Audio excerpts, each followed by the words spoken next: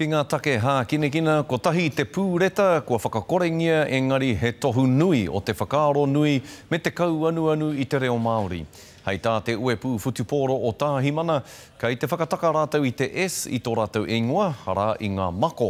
Hei tā te rangahau a Tāmatiri Menesprout, ko te wawata ia, kia whai e tahi atu i te tauira nei, kia tahia tēnei momo hapa ki ngā tomo au o te ao kohatu. Nā wai i mākaus, ka tahi, ka mako. The Tasman Mako next year, playing in the NPC. Nō te tīmatatanga o te uni ana Futupōro o te tauihu, kua mākaus te ingoa o ngā kapa matua katoa. Heoi no te rangi nei makoa i te pū S, kia tika, kia Māori ake ai te ingoa. The reason we've dropped the S is we've been working with the 8 iwi, the top of the south, for the last 18 months. And it came clear from those conversations that we as a union, and probably more important as a sport, were showing a disrespect for the Maori language. E mihi atu ana tēnei mako reo Māori ki ngā mahi whakatika a te ohu, mei kore noa e tūpono, ka whai hoki te iwi kūare i tēnei tauira. He kupu Māori te mako.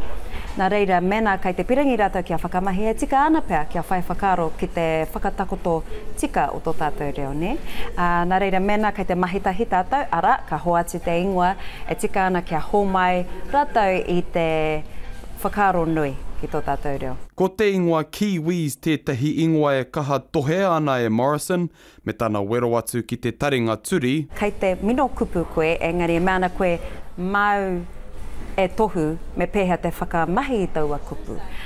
Kua toka, kua waia tātou ao te aroa ki tēnā āhuatanga, engari ki au nei kua tai ki te wā, kua pakari tātou kia tini i tēnā āhuatanga.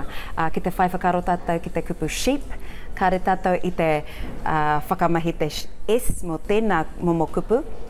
Nā reira mena ka whai tātou i te ture e pāna ki te kupu sheep, whakahāngai ki te kupu kiwi, ka taia tone te kapa kiwi, kiwi team, hei aha te S, pēnā i ngā sheep team rānei, kāre he take. Ko te whāinga matua kia tukuna te reo kia rere, te reo kia tika, te reo kia Māori.